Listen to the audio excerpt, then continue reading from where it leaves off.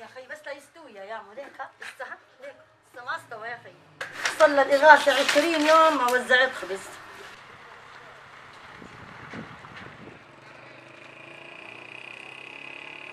كانوا يعطونا كيس الخبز ب 70 ليرة، هلا أنا هذا الكيس عم بشتريه 500 ليرة، يعني ما يعادل دولار.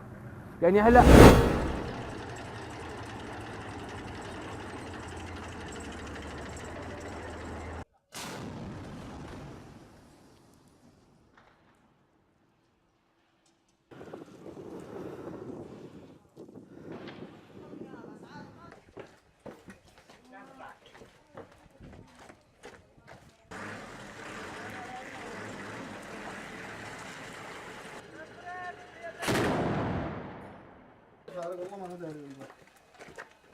هذا على بطاريات.